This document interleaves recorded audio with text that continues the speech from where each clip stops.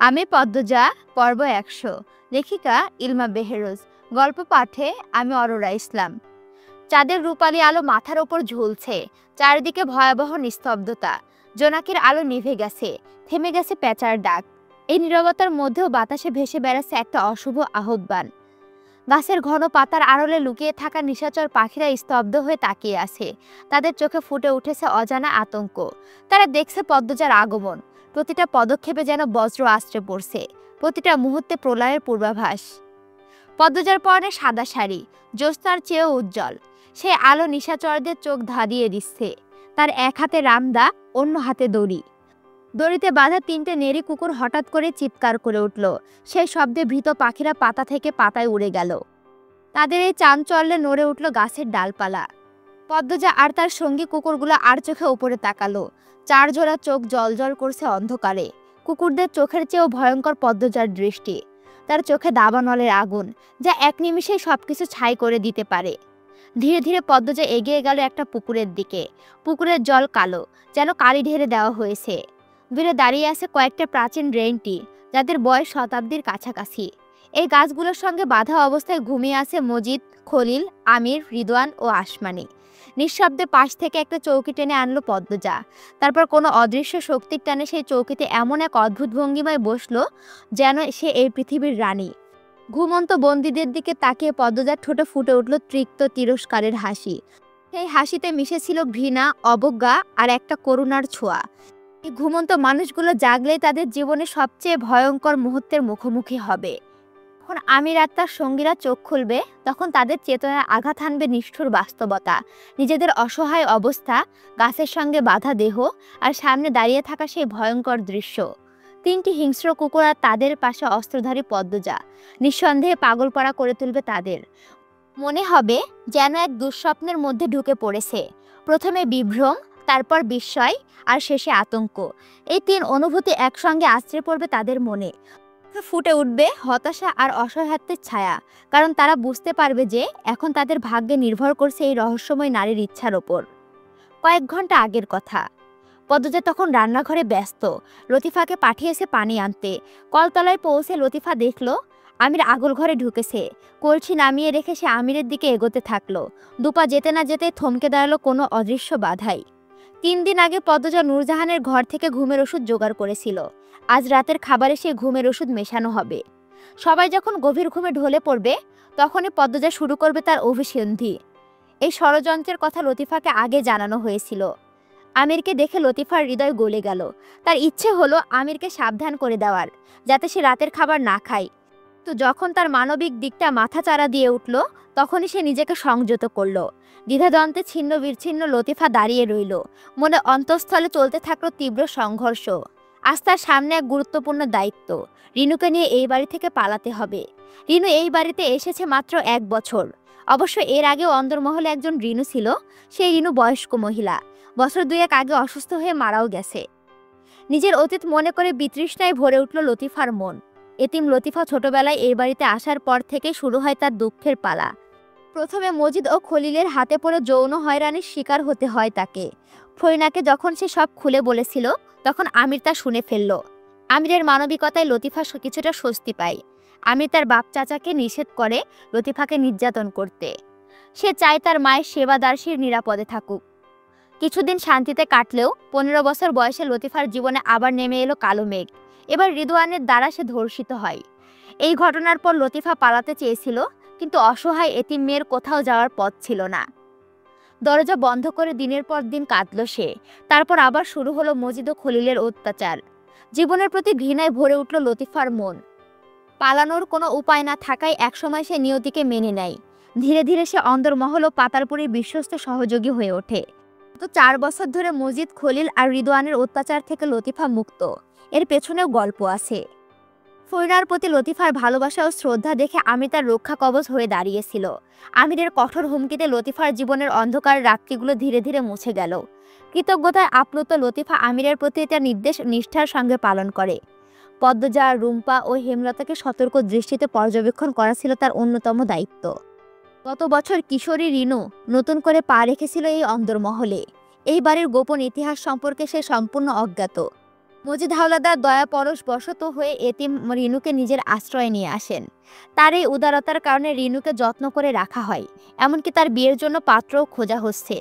কিন্তু লতিফার তীক্ষ্ণ দৃষ্টি এড়ায়নি রিদওয়ানের কুটিল নজর, যা রিনুর ওপর নিবদ্ধ। রিনুর সঙ্গে এই একই বিছানায় ঘুমাতে ঘুমাতে লতিফা তাকে নিজের ছোট বোনের মতো ভালোবাসতে শুরু করেছে। সে চায় না রিনু তার মতো সেই ভয়াবহ যন্ত্রণাদায়ক রাত্রিগুলোর শিকার হোক। তাই সে রিনুকে নিয়ে পালানোর সিদ্ধান্ত নিয়েছে। আমিরের প্রতি অপরিসীম কৃতজ্ঞতা সত্ত্বেও লতিফা তাকে পদ্মজার গোপন ষড়যন্ত্রের কথা বলতে পারল না। অসহায়তায় ভেঙে পড়ল সে। কলসি রেখে দ্রুত পায়ে অন্দরমহলের দিকে পা বাড়ালো, মনে নানা চিন্তা ও দ্বন্দ্বের ঝড় নিয়ে। রান্নাঘরে পা দিতেই পদ্মজা ঘাড় ঘুরিয়ে তাকালো, তার দৃষ্টি পাথরের মতো নিস্পন্দন। লতিফার হাত খালি দেখে যন্ত্রচালিতের মতো জিজ্ঞেস করলো, পানি কোথায়? লতিফা নিজের কপাল চাপড়ে একটু হেসে বলল, এখনই আনতাছি, খাড়াও, বলে বেরিয়ে গেল। পদ্মজা একে একে পাতিলে মশলা ঢালতে লাগলো। মুরগি রান্নার আয়োজন চলছে। পুলিশ পূর্ণার দেহ ময়নাতদন্ত করার পরের দিনই ফেরত দিয়েছিল। বাসন্তী আগের দিন রাতে স্বপ্নে দেখেছিলেন পূর্ণা লাহারি ঘরের পাশে কবর খুঁড়ছে। তাই তিনি সবাইকে অনুরোধ করেছিলেন পূর্ণাকে কবর যেন লাহারি ঘরের পাশে গোলাপ গাছটির নিচে দেওয়া হয়। বাসন্তীর ইচ্ছা পূরণ করা হয়। পূর্ণা এখন তার প্রিয় গোলাপ গাছের নিচে চিরনিদ্রায় শায়িত। পদ্মজা তখনও কাঁদেনি, সে নীরবে কোরআন শরীফ পাঠ করেছিল। পূর্ণাকে দাফন করার পর সে চুপচাপ অন্দরমহলে ফিরে এসেছিল, যেন কিছুই হয়নি। এ নিয়ে সমাজেও নানা কথা উঠেছিল। মৃদুলের অবস্থা শোচনীয়। তাকে কত করে বোঝানো হলো, তবুও সে পূর্ণার কবরের পাশে থেকে সরতে রাজি নয়। খাওয়া দাওয়া প্রায় বন্ধ করে দিয়েছে। মৃদুলের মা জুলেখা বানু ছেলের এই বিপর্যস্ত অবস্থা দেখে নিজেও অসুস্থ হয়ে পড়েছেন। মোল পরিবারের ওপর দিয়ে দুঃখের ঝড় বয়ে যাচ্ছে। সেখানে এখন শোকের ছায়া গাঢ়। বাড়ির প্রতিটি কোণে বেদনার সুর বাজছে। পূর্ণার মৃত্যুতে সবাই স্তব্ধ, বিমর্ষ। মৃদুলের আচরণ তাদের শোককে আরও গভীর করে তুলেছে। লতিফা হাঁপাতে হাঁপাতে কলসি নিয়ে এসে মেঝেতে নামিয়ে বলল, লও, পানি লও। আগের মতোই নির্লিপ্ত কণ্ঠে জিজ্ঞেস করলো পদ্মজা, আমি যা যা আনতে বলেছিলাম সব আনা হয়েছে? হ, আনছি। রিনু ব্যাগ গুছিয়েছে? হ, গুছাইছে। রিনুকে ডাক দাও, পদ্মজা নির্দেশ দিল। লতিফা রান্নাঘর থেকে উচ্চস্বরে ডাকলো, রিনু রে, ও রিনু। রিনু কাছাকাছিই ছিল। সে দ্রুত পায়ে এসে বলল, হ আপা। পদ্মজা বলল, আজ রাতে লতিফার সঙ্গে বেরিয়ে পড়বি। পথে একদম ভয় পাবি না। আমি লুতুবুবুকে কিছু টাকা আর একটা ঠিকানা দিয়েছি। আল্লাহ তোদের সঙ্গে আছেন। পথে আল্লাহকে বেশি বেশি করে স্মরণ করবি। রিনু ভয়ে ভয়ে মাথা নাড়ালো, তার চোখে উদ্বেগ আর অনিশ্চয়তা। লতিফা উদ্বিগ্ন কণ্ঠে পদ্মজাকে জিজ্ঞেস করলো, তোমারে ওরা যদি কিছু করে? পদ্মজা জবাব দিল না। লতিফা উত্তরের আশায় তাকিয়ে রইল। অনেকক্ষণ পর পদ্মজা বলল, আমার ঘর থেকে কাপড়ের ব্যাগটা নিয়ে পুকুর পাড়ে আশেপাশে কোথাও রেখে আসো। এখন আরেকটু পেঁয়াজ আর রসুন বাটো। রাই খাইছি, সব কাম শেষ। গোয়াল ঘরের পেছনে 3টা কুকুর বান্ধা আছে। চিল্লাইছে অনেকক্ষণ, খাওয়ান দিছি, এরপরে থামছে। ওই যে আলমারিটার পেছনে একটা বয়াম আছে, ওইটার ভিতরে রিনু 20 পিঁপড়া ভরছে। এটাও একটু পরে রাই খামুনে। মরে যাবে না তো? পদ্মজা জিজ্ঞেস করলো। না, বয়ামের মুখ কাপড় দিয়ে বাঁধা রাখছে, ভেতরে মাড়িও আছে, রিনু জবাব দিল। পদ্মজা, লতিফা আর রিনু 3জনে মিলে রান্নাবান্না শেষ করলো। আমিনা সদর ঘরে আলোকে নিয়ে খেলছেন। তার জীবন আলোতেই সীমাবদ্ধ, আর কিছু পরোয়া করে না। আগে ঘরের ব্যাপারে হলেও কিছু কথা বলতেন, এখন সেটাও বন্ধ। সারাদিন আলোর সঙ্গে কথা বলেন, মনের ব্যথা আলোকে শোনান। আলো কিছু বোঝে না, শুধু হাসে। আলোর হাসিটা আমিনার সঙ্গী। রিনু রান্নাঘর থেকে বেরিয়ে গিয়েছিল। কিছুক্ষণের মধ্যে সে দ্রুত ফিরে এলো। পদ্মজাকে জানালো, রিদওয়ান ভাইজান আইতাছে, লগে একটা সেরি, হের নামই আসমানি। পদ্মজার হাত থমকে গেল। তাহলে সেই নারী এসেছে? পূর্ণাকে হত্যা করতে সহায়তা করেছিল? এসে ভালোই করলো। অস্বস্তিতে এক হাত দিয়ে অন্য হাত চুলকাতে লাগলো রিনু। সে আগে রিদওয়ানকে ভয় পেত, এখন নাম শুনলে কাঁপুনি শুরু হয়। তার অস্বস্তি ও ভয় লক্ষ্য করে লতিফা বলল, রিনু ঘরে যা, দরজাটা লাগাইয়া দিবি। লতিফার কথা শেষ হওয়ার আগে রিনু দ্রুত ঘরের দিকে পালিয়ে গেল। সদর ঘরে প্রবেশ করে আসমানিকে জিজ্ঞেস করলো, রিদওয়ান, তুমি কি আমার সঙ্গেই থাকবে নাকি অন্য ঘর নেবে? রিদওয়ানকে দেখা মাত্র আমিনা আলোকে কোলে নিয়ে নিঃশব্দে ঘরে চলে গেলেন। আসমানি নিকাব তুলে বিস্ফোরিত চোখে বলল, বাড়ির ভিত্তে আমি তোমার লগে থাকমু, আইসি তো এইটাই বেশি, এমনিতে ডর লাগতেছে আমার। আগে রানী কাকিরা ছিল, এখন তো তারা নেই। যারা আছে তাদের থাকা আর না থাকা সমান। আসমানি সতর্ক দৃষ্টিতে চারপাশ নিরীক্ষণ করে জিজ্ঞেস করলো, পদ্মজা কই? মেয়েটার চোখ মুখের ভাব দেখে হৃদয় দাঁত বের করে হাসলো, বলল, বাবুর বউ পাগল হয়ে গেছে, তার মাথা ঠিক নেই, ভয় পাওয়ার কিছু নেই। সতর্ক দৃষ্টিতে চারপাশ নিরীক্ষণ করতে করতে আসমানি বলল, মাথা ঠিক নাই দেখাই তো ডর বেশি। হৃদয় আসমানির কাছে ঘনিষ্ঠ হয়ে দাঁড়ালো, তার কণ্ঠে ফুটে উঠল কৌতূহল। আজিত কবে ফিরবে?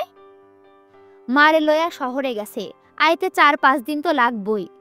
হৃদয়ানের চোখে চাপা উত্তেজনা ঝিলিক দিল। সে প্রস্তাব দিল, তাহলে কয়দিন আমার সঙ্গেই থাকো। হৃদয়ানের মুখের দিকটা তাকিয়ে আসমানি মৃদু হাসলো। রান্নাঘর থেকে বাসনপত্রের টুংটাং শব্দ ভেসে আসছে। সে উদ্বিগ্ন স্বরে জিজ্ঞেস করলো, পদ্মজা যদি জিগায় আমি কার কি লাগি? হৃদয়ান বিরক্তি প্রকাশ করে বলল, ও তোমাকে চিনে না। আসমানি মাথা নেড়ে জানালো, না। তাহলে কিছু বলার দরকার নেই, প্রশ্ন করলে উত্তর দিও না। সন্দেহ করলে? সন্দেহ করলেই বাকি, না করলেই বাকি।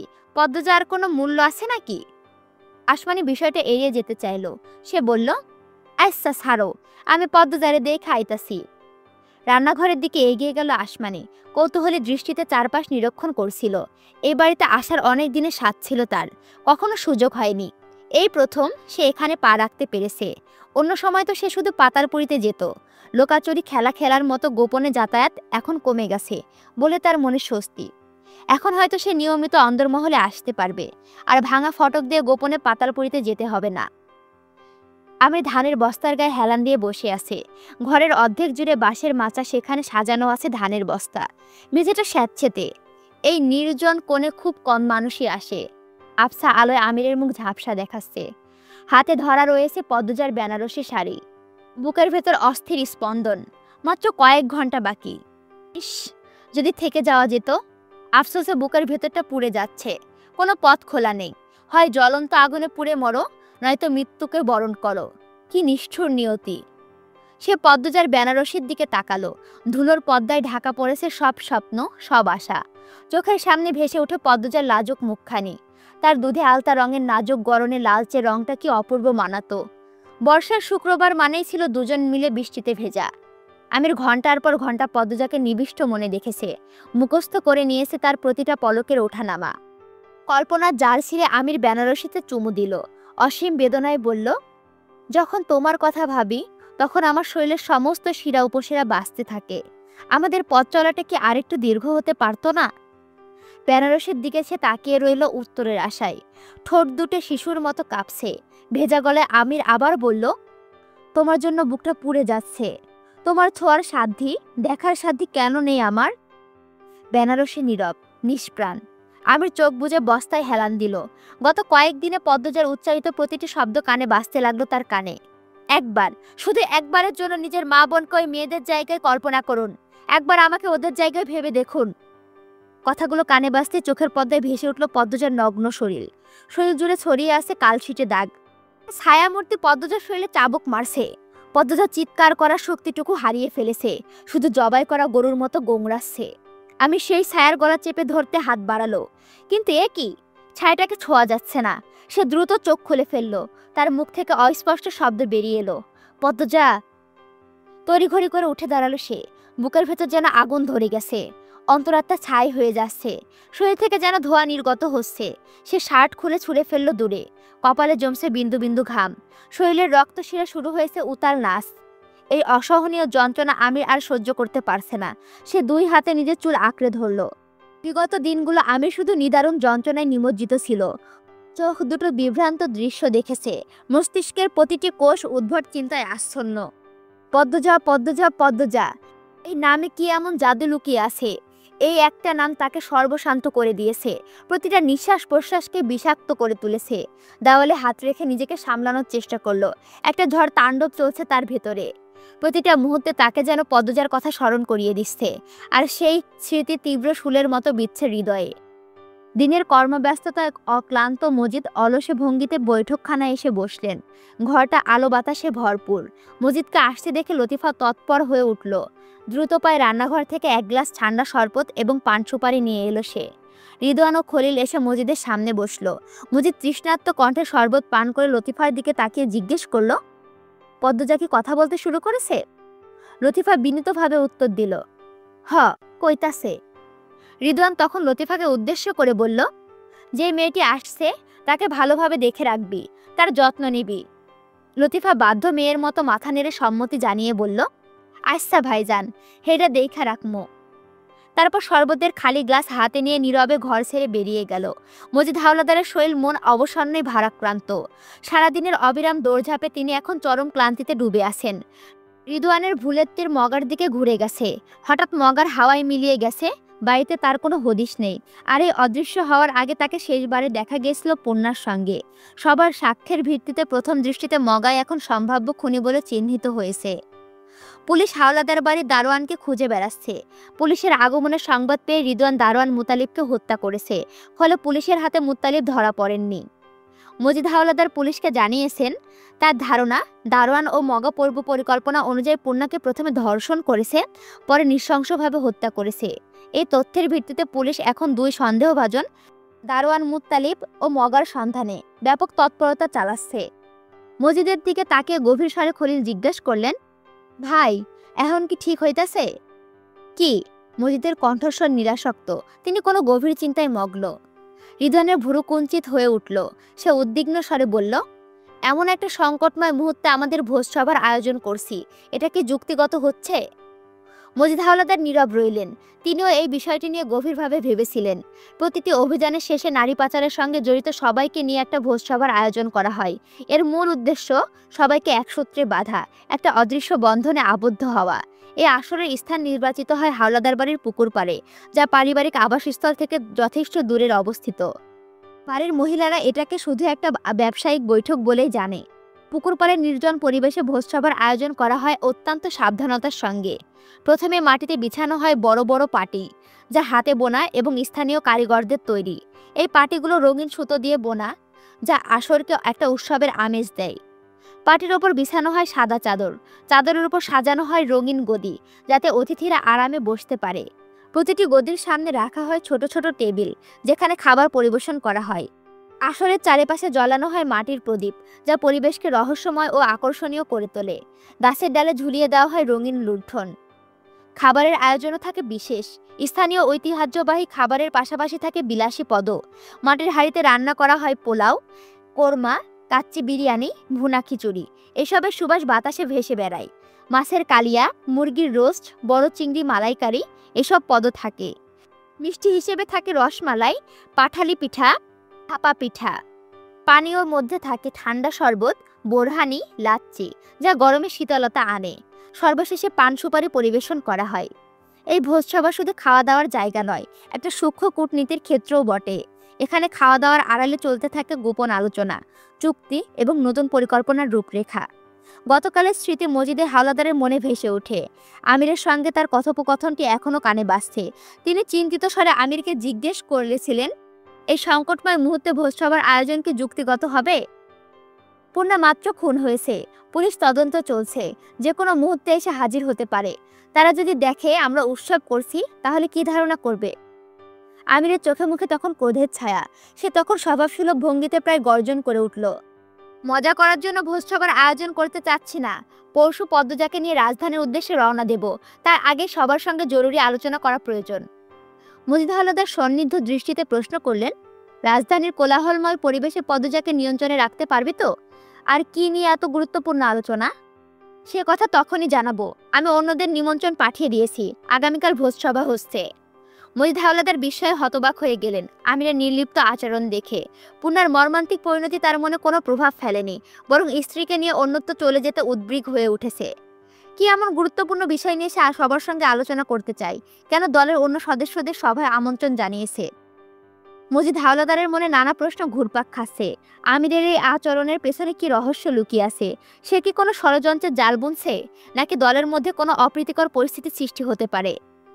মজিদের অন্য মানসিকতা লক্ষ্য করে রিদওয়ান সতর্কর সঙ্গে চারপাশের দৃষ্টি বুলিয়ে নিল। তারপর উদ্বেগের সুরে বলল, চাচা, আপনি চুপ কেন? মনে আছে তো, ভোজসভার দিনে আমিরকে সরিয়ে দেওয়ার কথা ছিল? যদিও সেটা আজ হওয়ার কথা না। মজিদ তৎক্ষণাৎ হাত তুলে রিদওয়ানকে থামিয়ে দিল। গভীর কণ্ঠে উচ্চারণ করল, বাবু যদি আমাদের অগ্রাহ্য করে, তখনই আমরা পরবর্তী পদক্ষেপ নেব। তার আগে না। রিদওয়ানের মুখ হঠাৎ করে বিবর্ণ হয়ে গেল, তবুও সে অবিচল স্বরে বলল, আমির কখনোই পদ্মজার জীবন নিতে সাহস করবে না, এমনকি বন্দিও করে রাখবে না। মজিদ অবিচল কণ্ঠে উত্তর দিলেন, সময় তা বলে দেবে। রিদওয়ান এবার খলিলের দিকে তাকালো, তারপর অস্থির হয়ে মজিদকে বলল, আমিরের কারণে আমাদের ক্ষতি না হয়ে যায়।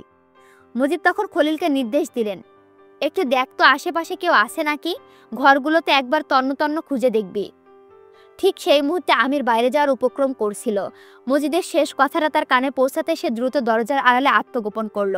খলিল তৎপরতার সঙ্গে প্রথম দুটি ঘর পরীক্ষা করে এসে জানালেন, কেউ নাই। তারপর ফিরে এলো নিজের চেয়ারে। রিদওয়ান তখন খলিলের দিকে অপূর্ণ দৃষ্টিতে তাকালো। আমিরের বিরুদ্ধে চক্রান্তের ব্যাপারে মজিদকে বোঝাতে অনুরোধ করছে। খলিল মজিদের আরও কাছে সরে এলেন, তার কণ্ঠস্বরে উদ্বেগের সুর। ভাই, রিদু মিশা কথা কইতাছে না, বাবুর ওপরে আর ভরসা রাখুন যায় না। রিদওয়ানের দিকে তীক্ষ্ণ দৃষ্টি নিক্ষেপ করে মজিদ জিজ্ঞেস করলেন, বাবু আমাদের সরিয়ে দিয়ে পদ্মজাকে নিয়ে সুখে সংসার পাতবে? তৎক্ষণাৎ উত্তেজিত স্বরে রিদওয়ান বলল, এটা কি অসম্ভব কাকা? আলমগীর ভাই যা করেছিল তা কি আপনি ভুলে গেছেন? নিরাসক্ত কণ্ঠে খলিলকে উদ্দেশ্য করে বললেন মজিদ। খলিল, তোর ছেলের বুদ্ধি এখনো হাঁটুতে। রিদওয়ান ক্রোধে অধীর হয়ে উঠে দাঁড়ালো। মজিদ শান্ত স্বরে বললেন, আমার পাশে বস, তোর মাথায় কিছু একটা গুরুত্বপূর্ণ তথ্য ঢুকিয়ে দিতে হবে। রিদওয়ান অনিচ্ছা সত্ত্বেও আবার বসল। মজিদ ধীরে স্থির কণ্ঠে বলতে শুরু করলেন, মন দিয়ে শোন, আলমগীর আর বাবুর মধ্যে আকাশ পাতাল তফাত। পাতালপুরের রীতি যদিও পূর্বপুরুষদের থেকে পেয়েছি, কিন্তু এই নারী পাচার চক্রে জন্ম দিয়েছে বাবু। এই সংগঠনের আলমগীর, তুই, আমি, খলিল, আমরা সবাই বাবুদের দলের ক্ষুদ্র অংশ মাত্র। যে এই চক্রের সূচনা করেছে সেই হলো আসল নেতা। মজিদ একটু থেমে আবার শুরু করলেন, গত সপ্তাহে বাবু রাজধানী থেকে একটা খাম নিয়ে এসেছে। সে খামের চিঠিতে স্পষ্ট অক্ষরে লেখা আছে, 6 বছর পর বাবু নিজ দায়িত্বে 16 জন তরুণীকে সিঙ্গাপুরে পাঠাবে। সারনাল জনের সঙ্গে 3 মাসের আগে থেকে চুক্তিবদ্ধ বাবু, চিঠিতেও স্বাক্ষরও আছে। রিদওয়ান বিস্মিত কণ্ঠে বলল, আমি চিঠি পড়েছি, কিন্তু টাকাটা কি হলো? আমাদের তো কিছুই দেয়নি। মজিদের কপালে বিরক্তি রেখা ফুটে উঠল। কথার মাঝে বাধা তিনি একেবারে অপছন্দ করেন না।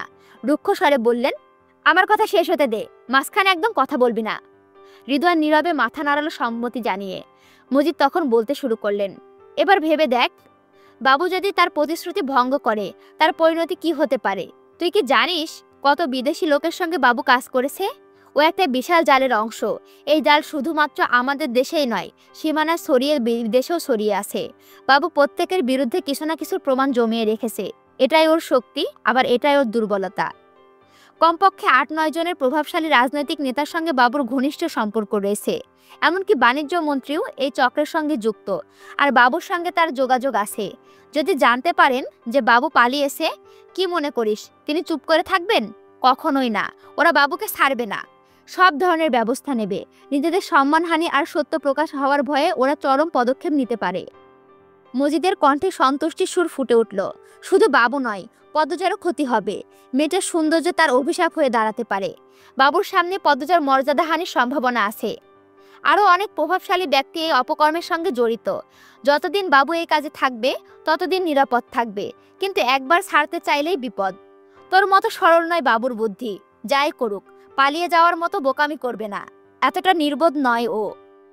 মজিদ গভীর নিঃশ্বাস ফেলে বললেন, যদি সত্যি বাবু পদ্মজাকে ভালোবাসে তবে ও কখনোই পালানোর কথা ভাববে না। এই চক্রের সব সদস্য একজোট। বাবু পালাতে চেষ্টা করলে একা পড়ে যাবে, সবাই মিলে ওকে খুঁজে বের করবে। শুধু দেশের মধ্যে হলে মানা যেত, কিন্তু বাবু তো আন্তর্জাতিক পর্যায়েও জড়িত। যদি ও ধরা পড়ে, পদ্মজাও নিরাপদ থাকবে না। আর একবার ধরা পড়লে মুহূর্তের মধ্যেই মেয়েটা হয়ে যাবে ভোগের বস্তু। কিন্তু যদি আমির পালিয়ে না গিয়ে পুলিশের কাছে সব সত্যি বলে দেয়, তাহলে তো নিরাপদ থাকবে। আমরা সবাই তখন মহা বিপদে পড়ব। মজিদ হাওলাদার অবজ্ঞার হাসি হেসে রিদওয়ানের পিঠে হাত রাখলেন, তারপর বোঝানোর সুরে বললেন, আরে বোকা ছেলে, পুলিশ নিজেরাই এই চক্রের গোলাম। উচ্চপদস্থ কর্মকর্তারাও এইসব কালোবাজারে জড়িত। পুলিশের দিয়ে কোনো লাভ হবে না। তাছাড়া ধরলেও কয়জনকে ধরবে? বরং মাঝখান থেকে আমিরের ফাঁসি হবে। ও পুলিশের জালে জড়িয়ে পড়বে, ওকে কেউ রক্ষা করবে না। যত অপরাধ করেছে, কত মেয়েকে পাচার করেছে, কতজনকে খুন করেছে, এসবের জন্য ওর কোনো ক্ষমা নেই। ফাঁসি হবে, নিজের মৃত্যুকে নিজেই ডেকে আনবে। তাছাড়া কিছু কিছু কাজ এমন হয় যে একবার সেই পথে পা দিলে ফেরার কোনো পথ থাকে না। বাবু এখন ঠিক সেই ফাঁদে পা দিয়েছে। যদি পালাতে চাই তাহলে শুধু নিজের জন্য নয়, পদ্মজার সম্মান ও প্রাণ হারাবে। এত বড় ঝুঁকি নেওয়ার সাহস বাবুর হবে না।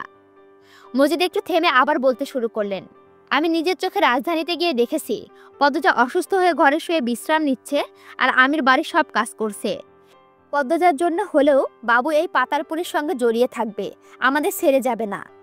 রিদওয়ানের মনে তবুও সন্দেহ রয়ে গেল। সে প্রশ্ন করল, দেশে কি জায়গার অভাব? কোথাও না কোথাও নিশ্চয় লুকিয়ে থাকতে পারবে। মজিদ ধৈর্য ধরে বোঝাতে থাকেন, লুকিয়ে কি আর বেঁচে থাকবে?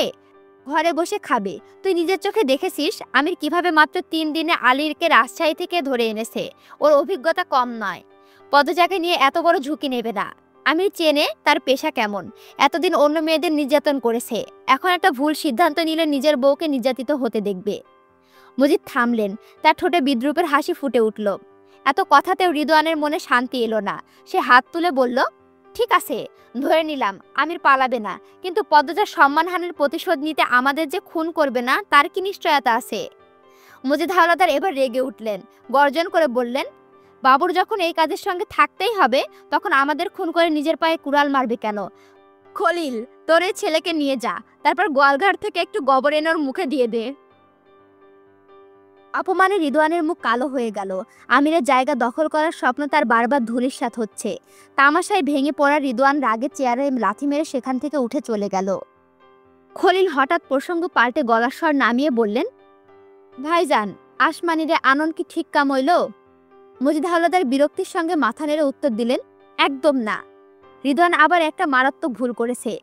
বাড়িতে কেউ নেই বলে যথেচ্ছার করছে, আবার বিপদে পড়লে যেন আমার পা চাটতে না আসে।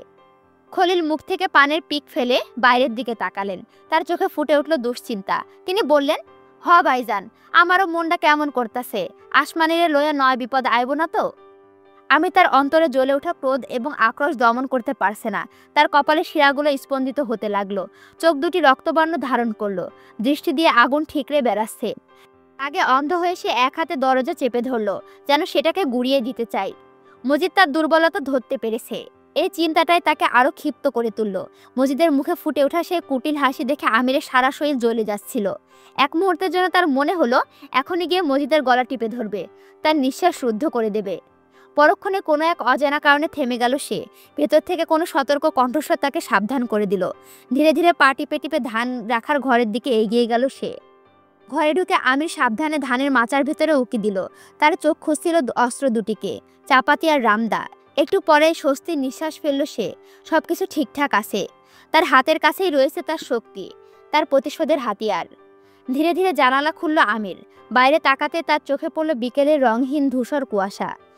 কুয়াশার আড়ালে লুকিয়ে থাকা সূর্যের মতো তার মনেও জ্বলছে প্রতিশোধের আগুন, যা শুধু সময়ের অপেক্ষায় রয়েছে বেরিয়ে আসার জন্য।